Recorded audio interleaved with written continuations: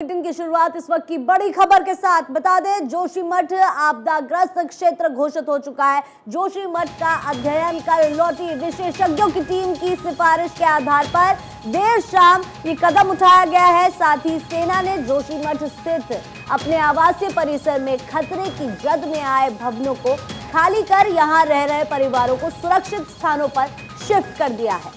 साथ साथ आपको यह भी बताएं कि जोशीमठ में अब तक 9 वार्डों के करीब 600 से ज्यादा घरों में दरारें आ चुकी हैं। कुल 67 परिवारों को अब तक सुरक्षित कर रेस्क्यू कर लिया गया है। विशेषज्ञों ने ये खतरे की बात बताई है। बड़ी जानकारी यहां पर आप तक पहुंचा रहे हैं। पीएमओ के एक्शन के बाद सीएम धामी भी एक्शन में नजर आ रहे हैं। उत्तराखंड में फिर आपदा की दस्तक। बता दें, दरकते पहाड़, टूटते मकान, धंसती जमीन की वजह से लोगों को परेशानी का सामना करना पड़ रहा है। ऐसे में 67 परिवारों को रेस्क्यू कर शिफ्ट किया गया है। विशेषज्ञों की टीम मौके पर पहुंची थी और देखिए तस्वीरें भी आपकी टीवी स्क्रीन पर है। हालात वहां पर बहुत बिगड़ते जा रहे हैं और ऐसे में आपको बता दें कि आपदा का क्षेत्र घोषित कर दिया गया है। बिल्कुल, पीएमओ के एक्शन के बाद सीएम धामी भी लगातार एक्शन मोड में दिखाई दे रहे हैं। कल ही उन्होंने जोशीमठ का दौरा किया था और सिचुएशन का जायजा लिया था। उसके बाद लगातार ये तस्वीरें सामने आ रही है, किस तरीके से दरारें सड़कों में देखी जा रही हैं और किस तरीके से लोगों के घरों में दरारें आ रही हैं। लोग परेशान हैं और लोगों को शिफ्ट कराया जा रहा है। अपने घरों को छोड़ने को मजबूर हो गए, अपने आशियानों को छोड़ने को मजबूर हैं उत्तराखंड जोशीमठ के लोग। दरकते पहाड़ और धंसती जमीन के कारण ये सारी परेशानियां लोगों के लिए बनी हुई हैं वहां पर। तो देखिए कैसी खौफनाक तस्वीरें जोशीमठ से सामने आ रही है, जिसके चलते पलायन करने को मजबूर हो गए हैं लोग। और ऐसे में आपको बता दें कि डेंजर जोन भी जोशीमठ में घोषित कर दिया गया है, जहां से तुरंत प्रभाव से आपको बता दें कि परिवारों को वहां से मूव किया जा रहा है। उनका पलायन होना अब तय है। ऐसे में अब सीएम धामी भी चूंकि पहुंचे थे जोशीमठ कल और उन्होंने जायजा भी लिया, साथ ही पीड़ित परिवारों से बातचीत भी उन्होंने करी कि आखिर किस तरह से वो इस पूरी सिचुएशन को हैंडल कर रहे हैं। तस्वीरें देखिए लगातार हम आपको दिखा रहे हैं, आखिर कितनी ज़्यादा यहाँ पर परेशानियों का सामना आम जनता को करना पड़ रहा है। ऐसे में तमाम सवाल देखिए सरकार पर भी खड़े हो रहे हैं। लोगों के अंदर रोष भी देखने को मिला है। तो वहीं सीएम धामी को देख जनता भावुक होती नजर आई, अपनी आप बीती मुख्यमंत्री को सुनाती हुई कल नजर आई। तस्वीरें आपने देखी थी जोशीमठ से। लगातार ये तस्वीरें हम आप तक पहुंचा रहे हैं, जहां हालात अब खराब होते हुए नजर आ रहे हैं। आपदा घोषित कर दी गई है। देखिए, इसके साथ साथ हम आपको बता दें कि जोशीमठ में औली रोड पर स्थित है और प्रभावित इलाका सुनील वार्ड से लेकर रविग्राम, मनोहर लाल बाग, सिंह द्वार, ये सारे प्रभावित एरिया जो है जोशीमठ के लगातार हम आपको बता रहे हैं। सुनील वार्ड से लेकर Ravigram, Manohar Lal, JP colony, ET नाला और अलकनंदा नदी तक इलाका जो है वो प्रभावित है जोशीमठ में। अर्धचंद्राकार आकृति का करीब 1.5 किलोमीटर का हिस्सा प्रभावित बताया जा रहा है। तो देखिए बता दें, शहर का लगभग 40% हिस्सा है ये जो कि अब दरारों से प्रभावित हुआ है। इसी हिस्से को आपदाग्रस्त क्षेत्र घोषित किया गया है। आपदाग्रस्त ये पूरा क्षेत्र है। 40% हिस्सा जोशीमठ का बताया जा रहा है आपदाग्रस्त। आपको बता दें, जलवायु परिवर्तन का असर हिमालय के मिजाज को बिगाड़ रहा है, जिसकी वजह से आज जोशीमठ में ये दिन देखना पड़ रहा है। 2500 मीटर की ऊंचाई को वैज्ञानिक शीत हिम रेखा यानी विंटर स्नो लाइन मानते हैं। ऐसे में आपको हम बता दें कि विंटर स्नो लाइन तक सर्दियों में बर्फ देखने को मिलती है। जोशीमठ मलबे के पहाड़ पर बसा है मलबे के उस हिमालयी क्षेत्र को पैरा ग्लेशियल जोन कहा जाता है और इन जगहों पर पहले कभी ग्लेशियर थे, लेकिन अब ग्लोबल वार्मिंग के चक्कर में आपको बता दें ग्लेशियर्स वहां से पिघलते हुए नजर आया है, जिसका खामियाजा अब जोशीमठ की जनता को झेलना पड़ रहा है।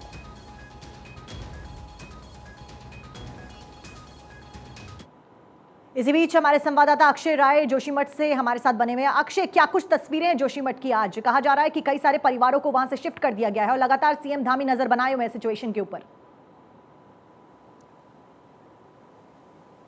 देखिए, सीएम धामी कल पहुंचे थे और देर शाम उन्होंने देहरादून में जाकर के अधिकारियों के साथ बैठक की। यहां से जो रिसर्च टीम थी वो भी उनके साथ बैठक में शामिल हुई थी। आज कहा जा रहा है कि मीनाक्षी सुंदरम जो प्रमुख सचिव मुख्यमंत्री हैं वो यहां पहुंच रहे हैं। इसके अलावा आपदा राहत सचिव सिन्हा साहब भी यहां पर पहुंच रहे हैं। वो कल सीएम के साथ वापस चले गए थे और तमाम वैज्ञानिकों के साथ सीएम धामी ने कल देर शाम देहरादून में बैठक की। जोशीमठ की बात करें तो यहाँ पर 603 परिवार ऐसे चिन्हित किए गए हैं, मकान चिन्हित किए हैं जो पूरी तरह से टूट गए हैं, बिखर गए हैं या फिर उनमें बहुत बड़ी दरारें आई हैं, वो रहने लायक नहीं हैं। उनको शिफ्ट अब धीरे धीरे किया जा रहा है। अब तक 67 परिवारों को शिफ्ट किया जा चुका है। साफ तौर पर है कि जोशीमठ इस समय बड़े संकट से गुजर रहा है। यहाँ पर भू धसाव की घटनाएं लगातार बढ़ रही हैं और खास बात यह है कि 12 से 14 घंटे में वो दरारें लगातार बढ़ रही हैं। पानी का रिसाव लगातार बढ़ रहा है। मारवाड़ी का इलाका जो अगर देखा जाए तो पानी के रिसाव से सबसे ज्यादा प्रभावित है। इसके अलावा तमाम जो कॉलोनियां हैं, जेपी कॉलोनी है,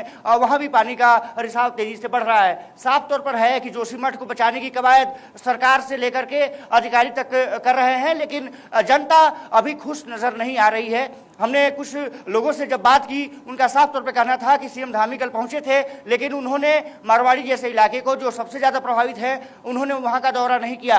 वो जनता हो सकता है कि प्रदर्शन करने पर उतारू हो जाए, क्योंकि कुछ लोग इसका मन बना रहे हैं। साफ तौर पर है कि अब सरकार को और एक्टिव मोड में आना होगा और अपनी एक्टिवनेस दिखानी होगी। साफ तौर पर है कि यहाँ के लोगों को बचाना सरकार की जिम्मेदारी है और वो सीएम धामी स्वीकार भी कर चुके हैं। साफ तौर पर है कि पीएमओ के एक्शन के बाद अब सीएम धामी एक्शन में है, लेकिन जनता को राहत कब मिलेगी, जनता कब इस आपदा से निपट पाएगी, ये सबसे बड़ा सवाल है। जिस तरह से जोशीमठ के घरों में दीवारों में दरारें पड़ रही हैं, बद्रीनाथ हाईवे पर कई जगह पूरी तरह से भूधसान हुआ है। वो भूधसान सेना को चीन बॉर्डर से, क्योंकि ये इलाका जोड़ता है, तो उसको रोक भी सकता है। तो उस पर सरकार को बहुत तेजी से ध्यान देने की जरूरत है। और साफ तौर पर है कि सेना के कुछ जो इलाके हैं वो भी प्रभावित हुए हैं, वहां से कुछ लोगों को शिफ्ट कर दिया गया है। 67 परिवार अभी बताए जा रहे हैं कि शिफ्ट किया गया है। राशन वितरण प्रणाली को भी अब सुदृढ़ किया जा रहा है। जो यहाँ के पार्षद हैं वो लगातार एक्टिव मोड में नजर आ रहे हैं। आज कहा जा रहा है कि प्रमुख सचिव मुख्यमंत्री जब यहाँ मीनाक्षी सुंदरम पहुंचेंगे वो तमाम अधिकारियों के साथ बैठक करेंगे और फिर से चर्चा करेंगे क्या कुछ किया जाना है, कैसे जोशीमठ को जाना है। इस पर गहन चर्चा होगी और ये कहा जा रहा है कि दोपहर बाद वो यहाँ पर पहुंचेंगे। जी बिल्कुल अक्षय, तमाम जानकारी के लिए हमारे साथ जुड़ने के लिए आपका बहुत बहुत शुक्रिया। तो चलिए आगे बढ़ते हैं। उत्तराखंड का जोशीमठ धंस रहा है। यहाँ के लगभग 700 घरों में दरारें आ गई है। 4667 वर्ग किलोमीटर में फैले इलाके से करीब 600 परिवारों को निकालने का काम चल रहा है। करीब 5000 लोग फिलहाल दहशत में जी रहे हैं। उन्हें डर है कि उनका घर कभी भी ढह सकता है। सबसे ज्यादा असर शहर के रविग्राम, गांधीनगर और सुनील वार्ड में है।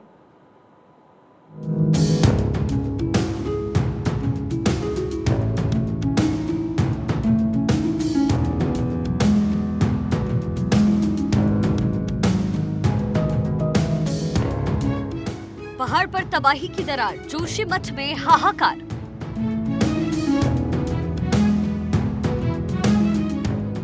धरती चीर निकला पानी, देवभूमि में तबाही की कहानी। पहाड़ पर दरारों ने मचाया हाहाकार तो सरकार और सिस्टम दिखा तैयार। ताबड़तोड़ तबाही कम करने को केंद्र से लेकर उत्तराखंड सरकार का पूरा सिस्टम जोशीमठ पहुंचा।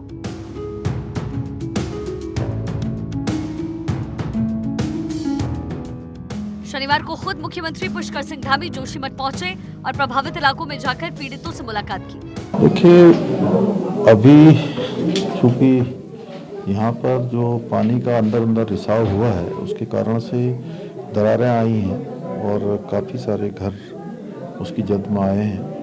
हमारा प्रयास सबसे पहले तो यही है कि सभी को सुरक्षित किया जाए, सबकी जान माल की सुरक्षा की जाए और जो ज़रूरी जो इंतज़ाम है वो करने के लिए हम लोग सभी प्रकार की तैयारी कर रहे हैं। सीएम धामी ने विस्थापित परिवारों को 6 महीने तक मकान किराए के लिए 4000 रुपए प्रति देने का ऐलान किया। इससे पहले शुक्रवार को भी मुख्यमंत्री धामी ने इसी मसले पर वैज्ञानिकों से लेकर एक्सपर्ट्स के साथ बातचीत की ताकि समस्या का समाधान जल्द निकाला जा सके।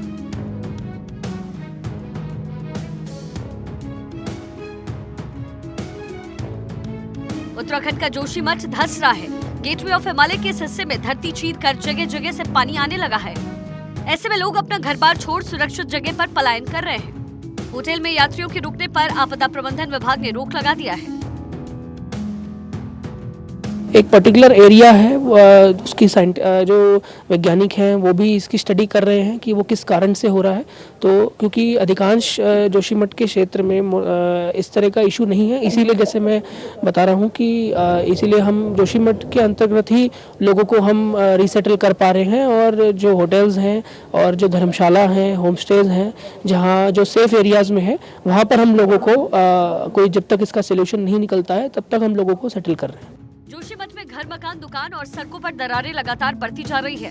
यहाँ कभी भी कहीं भी किसी भी जगह पर नई दरारें उभर रही हैं और ये दरारें छोटी नहीं हैं, ये दरारें डराने वाली हैं। सांस्कृतिक आध्यात्मिक नगरी जोशीमठ पर संकट के बादल हैं। जोशीमठ के लोग हैरान हैं, परेशान हैं, भावुक हैं, क्योंकि उनके आशियाने पर संकट है। उत्तराखंड सीएम धामी जब लोगों से मिले तो लोग भावुक हो उठे, परेशानियां बताई। सीएम ने आश्वासन दिया उनके हर मर्ज का इलाज किया जाएगा, उनके दर्द को समझा जाएगा, उनको कोई परेशानी नहीं होने दी जाएगी। साफ तौर पर है कि सरकार के सामने अब चुनौती है कि लोगों के आशियाने को कैसे बचाएं। जोशीमठ में जमीन खिसकने से ज्योतिर्मठ परिसर के बाद शंकराचार्य माधव आश्रम मंदिर के शिवलिंग में दरारें आ गई। परिसर के भवनों लक्ष्मी नारायण मंदिर के आसपास बड़ी बड़ी दरारें पड़ गई हैं। मठ के प्रवेश द्वार लक्ष्मी नारायण मंदिर और सभागार में दरारें आ गई। इसी परिसर में टोटकाचार्य गुफा, त्रिपुर सुंदरी राजेश्वरी मंदिर और ज्योतिष पीठ के शंकराचार्य की गद्दी स्थल है। केवल गाँव के मकान नहीं, हमारा मठ भी जगह जगह से वहाँ पर पहले क्रैक आए थे और अब तो बहुत बड़ी, माने हाथ पूरा चला जाए इतनी बड़ी बड़ी संधियां वहां पर हो चुकी हैं। हमारे मठ के मुख्य द्वार के सामने की जो सड़क है वो बीच से आधी फट चुकी है, जिसमें पूरा पैर व्यक्ति का चला जा रहा है और वो गैप जो अंतराल है उसका वो बढ़ता ही जा रहा है दिनों दिन।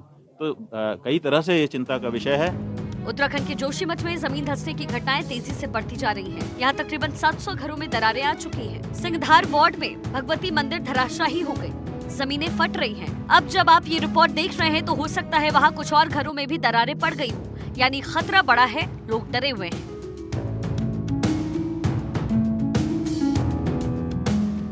लोगों को नहीं पता कि कब जोशीमठ में किसके घर में कितनी खतरनाक दरारें उभर जाएंगी। डरने वाली बात ये भी है कि ये मकान कभी भी ढह सकते हैं, क्योंकि यहाँ मकानों के नीचे की मिट्टी लगातार धंस रही है और इसी वजह से अब तक 100 के करीब परिवार अपने घरों से दूसरी जगह जा चुके हैं। जमीनें फट रही है, हालात ऐसे बनते जा रहे हैं, घर के घर कभी भी भरभरा कर गिर सकते हैं। जोशीमठ के लोग बुरी तरीके से सहमे हुए हैं। जोशीमठ में ही एनटीपीसी पावर प्रोजेक्ट के टनल में निर्माण कार्य चल रहा है, जिसे अब रोक दिया गया। वहीं अब ये मामला शनिवार तक सुप्रीम कोर्ट तक पहुंच गया। जोशीमठ में हो रहे भू धसाव को देखते हुए जिला प्रशासन ने हेलंग बाईपास के निर्माण का काम एनटीपीसी तपोवन विष्णुघाट जल विद्युत परियोजना में निर्माण कार्य एवं नगरपालिका क्षेत्र के अंतर्गत निर्माण कार्यों पर तत्काल प्रभाव से रोक लगा दी। इसके साथ ही प्रशासन द्वारा जोशीमठ ओली रोपवे का संचालन भी अग्रिम आदेश तक रोक दिया गया। जोशीमठ नगर में भू धसाव की बढ़ती समस्या को देखते हुए गढ़वाल आयुक्त सुशील कुमार ने जोशीमठ में एनडीआरएफ दल की तैनाती के निर्देश दिए। कल जोशीमठ में हम लोग आए हैं, मेरे साथ सचिव आपदा प्रबंधन और उसके साथ विशेषज्ञों की एक टीम भी आई है, जो हम लोग यहाँ जो स्थिति है उसका निरीक्षण और उसके साथ ही क्या तत्कालिक उपाय करने चाहिए उस पर कार्रवाई कर रहे हैं। कल स्थल निरीक्षण भी किया, आज भी हम लोग स्थल निरीक्षण करेंगे कई क्षेत्रों का।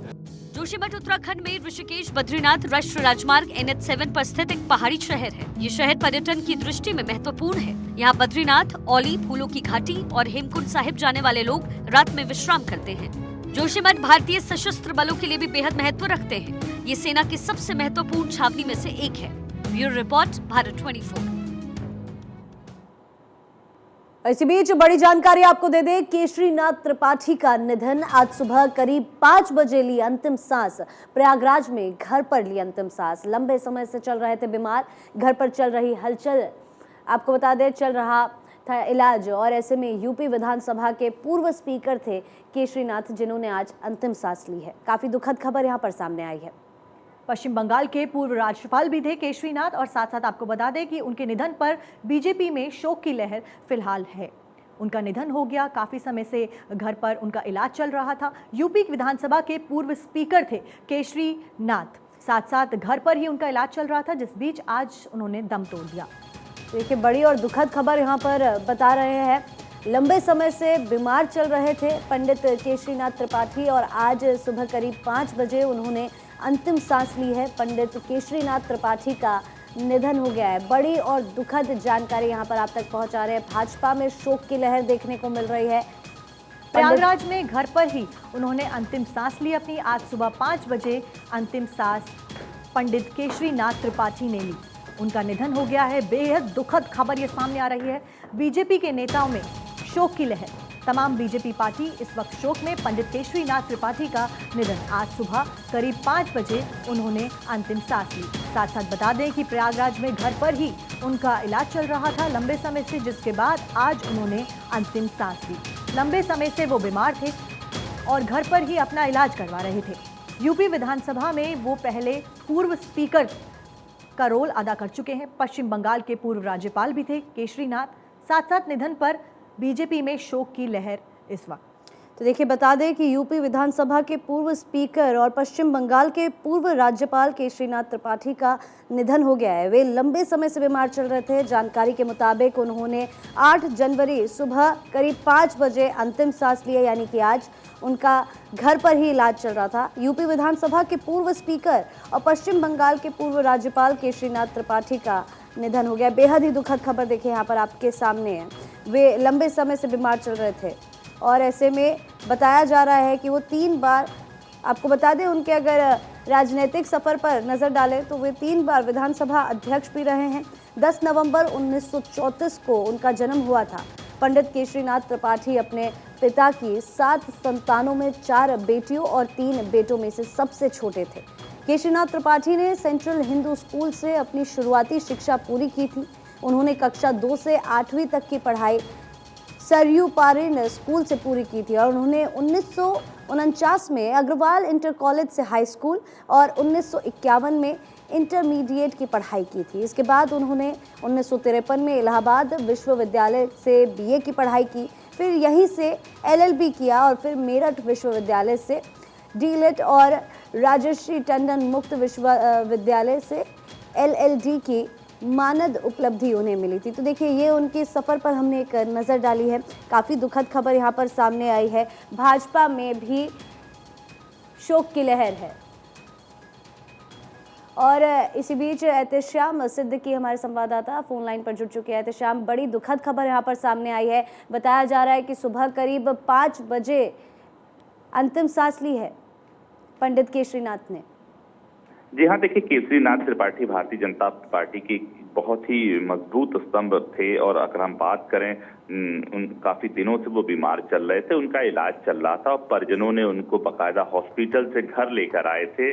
कल उनकी तबीयत कुछ नासाज हो रही थी, उनका ऑक्सीजन लेवल लगातार गिर रहा था, तो डॉक्टरों की सलाह लेने के बाद आज उन्हें प्रयागराज से लखनऊ पीजीआई लाने की तैयारी चल रही थी, लेकिन तभी सुबह उनका ऑक्सीजन लेवल एकदम डाउन हुआ, जिसके बाद उनका निधन हो गया। 88 वर्षीय केशरीनाथ त्रिपाठी की अगर हम बात करें तो राजनीति की बहुत ही मजबूत खिलाड़ी माने जाते थे और वो यूपी के विधानसभा के स्पीकर भी रहे हैं, पश्चिमी बंगाल के वो राज्यपाल भी रहे हैं। अगर उनके पास राज्यपाल के रूप में चार्ज देखा जाए तो बिहार, मेघालय और मिजोरम जैसे छोटे राज्यों का भी अतिरिक्त चार्ज उन्होंने देखा है और भारतीय जनता पार्टी के सदस्य के रूप में जिंदगी भर वो उन्होंने सेवा किया है और उत्तर प्रदेश में 3 दफा वो भारतीय जनता पार्टी की इकाई के अध्यक्ष रहे हैं, साथ ही वो विधानसभा के भी अध्यक्ष रहे हैं। तो एक बहुत ही पॉपुलर चेहरा था, एक नामी चेहरा था, जिसके निधन से आज उत्तर प्रदेश भारतीय जनता पार्टी के मुख्यालय सहित दिल्ली मुख्यालय में भी शोक की लहर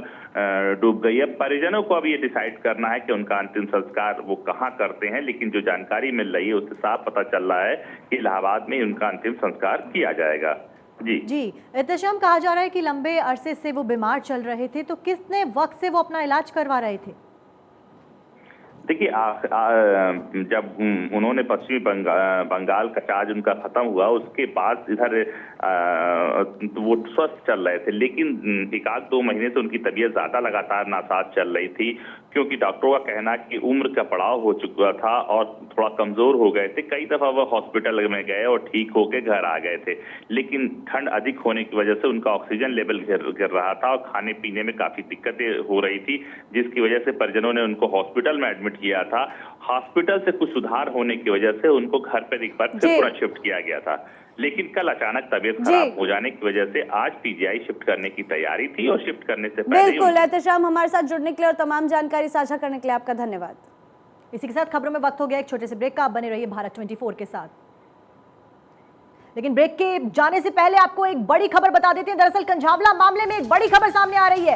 अंजलि का 6 महीने पहले भी एक्सीडेंट हुआ था और इस हादसे का सीसीटीवी वीडियो फिलहाल सामने आया है और अब सवाल भी उठ रहे हैं सीसीटीवी आने के बाद कि क्या अंजलि पहले भी मौत के मुंह से बचकर आई थी या फिर अंजलि पर पहले भी जानलेवा हमला हुआ था। तो देखिए बड़ी जानकारी यहाँ पर आप तक पहुंचा रहे हैं। कंझावला मामले में आए दिन नए नए खुलासे हो रहे हैं और ऐसे में एक और सीसीटीवी फुटेज सामने आया है जिससे समझ में आता है कि अंजलि का पहले भी एक्सीडेंट हो चुका है। तो ऐसे में क्योंकि कड़ी से कड़ी यहाँ पर जोड़ने की कोशिश की जा रही है, हर एंगल से यहाँ पर जांच जारी है, तो ये भी अंदाजा लगाया जा रहा है कि अब पहले भी जानलेवा हमला करने की कोशिश की गई थी अंजलि पर। देखिए फुटेज, सीसीटीवी की फुटेज सामने आई है जहां पर अंजलि का एक्सीडेंट होता हुआ नजर आया है। पहले भी अंजलि मौत के मुंह से बचकर वापस आ चुकी है। देखिए कंझावला मामले से जुड़ी बड़ी अपडेट हम आपको बता रहे हैं कि पहले भी अंजलि का एक्सीडेंट हो चुका है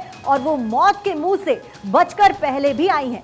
अब ये कहा जा रहा है कि क्या पहले भी जानलेवा हमला करने की किसी ने अंजलि के ऊपर कोशिश की थी या महज ये सिर्फ एक एक्सीडेंट था। 6 महीने पहले का ये सीसीटीवी फुटेज बताया जा रहा है जिसे स्क्रीन पर आप देख सकते हैं। एरो की मदद से दिखाया जा रहा है कि किस तरीके से अंजलि का एक्सीडेंट होता है और बेहद खतरनाक ये एक्सीडेंट रहा, लेकिन उसके बावजूद अंजलि बच गई। अब ये कहा जा रहा है कि कहीं ये एक्सीडेंट जानलेवा हमला तो नहीं था अंजलि के ऊपर।